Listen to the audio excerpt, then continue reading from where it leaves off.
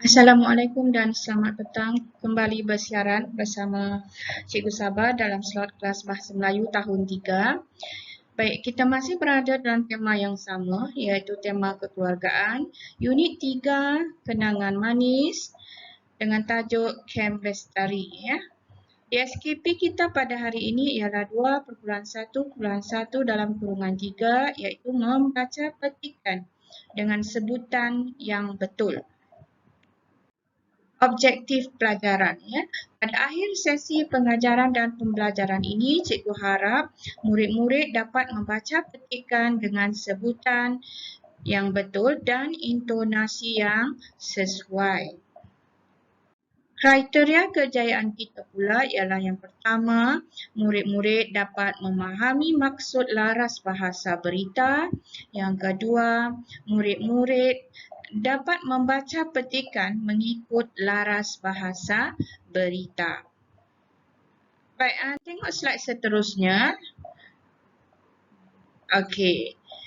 Slide seterusnya, apakah yang dimaksudkan dengan laras bahasa berita?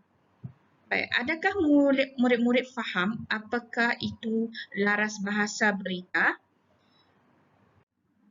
Baik, laras bahasa berita ya atau dikenali juga dengan laras bahasa media massa ya, dia kurang mementingkan gaya atau nahu, khususnya penggunaan imbuhan dan kata hubung. Maksudnya di sini ialah laras bahasa berita ini dia tidak mementingkan gaya atau nahu, terutamanya penggunaan imbuhan atau kata hubung. Cikgu nak tekankan di sini bahawa kalau awak temui laras bahasa berita, terdapat banyak ya imbuhan-imbuhan tidak digunakan secara tepat. Ada setengah-setengah perkataan hanya menggunakan kata tunggal ya dan tidak menggunakan kata hubung ya, berlainan dengan sistem tata bahasa yang bersifat baku di sini. Baik, yang kedua, bahasa yang digunakan bersahaja bersifat melaporkan peristiwa yang berlaku. Jadi tujuan laras bahasa berita hanyalah untuk melaporkan sesuatu peristiwa yang berlaku. Jadi bersifat bersahaja. Iaitu penggunaan bahasanya tidak terlampau menitik beratkan imbuhan atau kata hubung atau nahu atau sistem bahasa Melayu. Pendek kata, bahasa yang digunakan untuk laras bahasa berita ini sangat ringkas ya, dan seboleh-bolehnya dalam satu bahasa itu dia akan penuhkan dengan maklumat-maklumat yang penting sahaja tapi disampaikan dalam kadar yang sangat ringkas. Dan kita lihat ya, tak ada ayat panjang mengandungi beberapa kosakata menggunakan imbuhan, metafora, kiasan, istilah, teknik dan sebagainya haruslah dielakkan. Maknanya di sini laras bahasa berita ayatnya pendek ya. Kemudian penggunaan bahasanya sangat mudah. Kemudian lagi dia tidak ada unsur kiasan atau metafora dan sebagainya.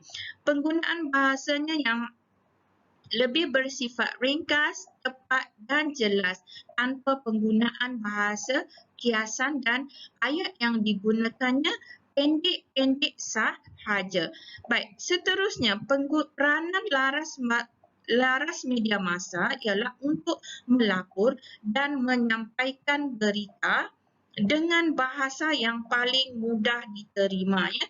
Awak lihat kat sini yang kelima, fungsinya ialah untuk melapor dan menyampaikan berita dengan bahasa yang paling mudah diterima, difahami oleh pendengar dan pembacanya. Jadi laras bahasa atau laras media massa ini Kesimpulannya, tidak mementingkan tata bahasa. Kemudian tidak ada istilah teknikal ataupun istilah yang khusus. Baik, itu dia serba sedikit penerangan ringkas mengenai laras bahasa berita. Kita tengok slide yang seterusnya.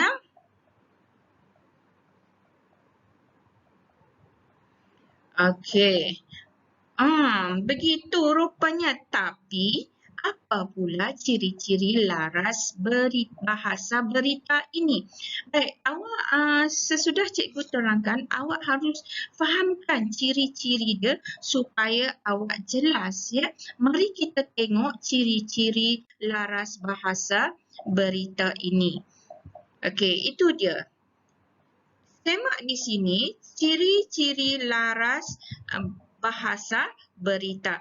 Yang pertama, daripada huraian tadi, bolehlah kita buat kesimpulan bahawa laras bahasa berita, bahasa yang digunakan ialah bahasa yang mudah. Maksudnya, mudah difahami, okey, oleh orang yang mendengar ataupun orang yang membaca. Bahasa yang mudah dan boleh diterima ramai. Kemudian kalau kita tengok aspek tulisannya, ialah gaya penulisannya atau gaya tulisan yang jelas, yang mudah, ringkas, jelas dan isi tulisannya mestilah tepat dan padat. Ya, itu dia ciri-ciri laras bahasa berita yang perlu awak ketahui. Ingat ya, bahasa yang mudah, yang ringkas, yang boleh difahami, kemudian gaya tulisan yang jelas dan tepat, kemudian isi tulisannya mestilah ringkas, padat dan juga tepat. Itu dia ciri-ciri laras bahasa berita. Baik, kita semak slide cikgu yang seterusnya. Baik, contoh laras bahasa berita. Okey, ini contoh yang pertama yang cikgu sempat petik. Baik, pasukan kuning hijau telah memalukan pihak lawan apabila pasukan Kelantan telah dikalahkan oleh pihak lawan di gelanggang sendiri. Baik, awak kalau awak boleh faham kat sini ya, format penulisannya atau cara penulisan ayat ini sangat berbeza daripada sistem tata bahasa yang biasa. Ya, pasukan kuning hijau tak, sebab dia tak menggambarkan pasukan kuning hijau tu sebagai pasukan bola sepak Kedah, ya. Dia hanya sebut kuning hijau, istilah kuning hijau telah memalukan pihak lawan apabila pasukan Kelantan telah dikalahkan oleh pihak lawan. Seboleh-bolehnya dalam satu-satu ayat ni dia nak sampaikan banyak benda, tapi dalam bentuk bahasa yang ringkas, yang mengabaikan nahu dan sistem bahasa. Sekiranya awak perasan terdapat beberapa kesalahan dalam nahu atau sistem bahasa di sini, tapi perkara ini bukanlah perkara yang perlu kita titik beratkan sebab dalam laras bahasa Melayu, penggunaan nahu dan sistem bahasanya kita abaikan ya, sebab dia lebih bersifat laporan. Kita lihat satu lagi contoh kat sini. Okey, yang pertama, Perak menjuarai kejohanan bola sepak Piala Malaysia 1998 selepas menewaskan Terengganu dengan jaringan tipis 1-0 di Stadium Nasional malam tadi. Baik, ini satu lagi contoh ya, bagaimana penggunaan laras bahasa berita yang tidak memenuhi sistem tata bahasa yang sepatutnya. Tapi perkara ini perlulah kita abaikan ya, sebab laras bahasa berita memang format dia macam ini. Okey, kita tengok slide cikgu yang seterusnya. Okey, ini adalah satu contoh bacaan berita yang cikgu akan perdengarkan kepada awak. Awak boleh dengar bagaimana bentuk pembacaan laras bahasa berita ni ya. Aktiviti mendulang emas secara tradisional masih dilakukan di wilayah Narathiwat selain Thailand yang bersempadan dengan Jeli Kelantan. Penduduk melakukan aktiviti berkenaan sebagai pendapatan sampingan selain menoreh getah dan berkebun. Ikuti laporan wakil TV3 di selatan Thailand, Tuan Dania Meringing. Mengikut catatan sejarah tempatan, terdapat 3 terowong pelombongan emas di Kampung Tok Mok, daerah Sukhirin. Ia dipercayai dibina pada tahun 1931 oleh pelombong dari Perancis. อันนี้ก็คือเป็นอุโมงค์ลำเลียงค่ะที่เอาไว้ลำเลียงอุปกรณ์ที่จะเข้ามาทำเหมืองทองคำที่นี่แล้วก็เอาไว้สำหรับลำเลียงทองค่ะออกไปทางฝั่งมาเลนะคะระยะทางประมาณ1 กิโลเมตรจากประเทศไทยถึงประเทศมาเลเซียค่ะ Aktiviti mendulang emas yang berasal dari Timur Laut, Isan, dipindah sejak 1975 di bawah projek asimilasi bertujuan menjadi negeri penampang antara Thailand Malaysia pada masa itu. Mendulang emas secara tradisional ini mengambil masa 2 hingga 4 jam sehari. Sungai Saiburi sepanjang 180 km menjadi sumber rezeki yang masih dapat dicari sejak 3 generasi hingga sekarang. พอคนเข้ามาแสวงหาอีกอย่างหนึ่งก็ทองมันก็อยู่ลึกลงไปเรื่อยอย่างแท็กเตอร์บุกอย่างเงี้ยดินที่แท็กเตอร์คุยเนี่ยก็ลงไปทับถมนะมันก็การชะล้างอะไรมันก็หายากขึ้นมาครับก็ธรรมดาธรรมชาติเนาะเมื่อมีคนเข้ามาหามากๆมันก็ล่อยหลอลงไปถ้าไม่ล่อยหลอก็หาลำบากขนาดเนี้ยความจริงแล้วมันยังมีอยู่แต่เราควบคุมให้หากินแบบบ้านๆคือไม่เอาเครื่องจักรไม่เอาเทคโนโลยีมาเป็นการเราเรียกอะไรมือใครยาวสาวได้สาวเอาเสียเปรียบแต่ถ้าใช้จอบพั่วเสียมธรรมดานี้หากินได้หลายชั่วลูกเพื่อหลาน Emas yang diperolehi dijual pada harga 1,500 baht segram. Ada yang hanya dapat 1 gram sehari, 10 gram. Ada juga pulang dengan tangan kosong. Laporan Tuan Dania Meringing untuk TV3.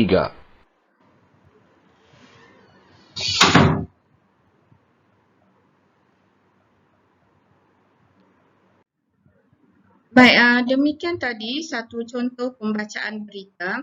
Jadi sekarang kita tengok slide cikgu yang berikutnya. Cikgu harap murid-murid sudah bersedia dengan buku teks jilid 3 Bahasa Melayu. Ya, awak boleh buka buku teks awak pada halaman 14 ya, pada halaman 14. Baik, pada halaman 14 ini adalah satu contoh petikan untuk kemahiran 2.1.1 dalam kurungan 3 dengan tajuk Kem Bestari. Cikgu harap murid-murid sudah bersedia ya. Kita akan baca petikan ini bersama-sama dengan menggunakan laras bahasa berita. Baik, sedia ya murid-murid? Baik. Bersut 14 Februari, Kilang Batik Puan Hajah Aminah telah mengadakan kem bestari untuk Rumah Anak Yatim Titian Kasih.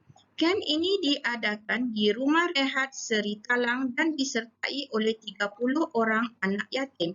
Menurut Puan Hajah Aminah, 54 kem ini bertujuan untuk membantu anak-anak yatim dalam proses pembelajaran. Aktiviti kem bestari ini telah dikendalikan oleh anggota keluarga beliau sendiri. Antara aktiviti yang diadakan ialah ceramah motivasi diri. Ceramah ini telah disampaikan oleh Puan Zainab, seorang kaunselor. Beliau ialah menantu Puan Hajah Aminah. Selain itu, aktiviti sukaneka, menjejak hutan dan meniti jambatan gantung telah dikendalikan oleh Encik Abdul Aziz, anak Puan Hajah Aminah. Puan Hajah Aminah amat gembira kerana program ini telah berjaya dilaksanakan. Kem Bestari tersebut telah meninggalkan kenangan manis bagi Puan Hajah Aminah sekeluarga dan anak-anak yatim titian kasih. Baik, itu dia cara pembacaan bahasa laras berita. Cikgu harap murid-murid dapat faham apa yang cikgu cuba sampaikan dalam slot pembelajaran hari ini dan dapat memahami dan serta mengetahui dan membaca petikan berita dengan sebutan yang betul. Baik, untuk slot hari ini cikgu rasa kita sudah sampai pada penghujung slot ini. Jadi beralih kepada tugasan bahasa Melayu yang perlu awak lakukan. Baik, untuk tugasan bahasa Melayu hari ini amatlah mudah ya cikgu nak. Yang pertama, satu saja awak baca petikan Kem Bestari muka surat 14 buku teks tahun 3 jilid 1, baca dengan menggunakan laras bahasa berita. Kemudian rakamkan bacaan anda, kemudian hantarkan video rakaman kamu kepada cikgu. Awak boleh hantar menggunakan Google Classroom ya. Google Classroom ataupun Padlet ya. Nanti cikgu akan letakkan papak di Google Classroom. Baik, sekian saja slot kelas bahasa Melayu kita pada hari ini, sehingga kita bertemu di siaran yang lain. Assalamualaikum.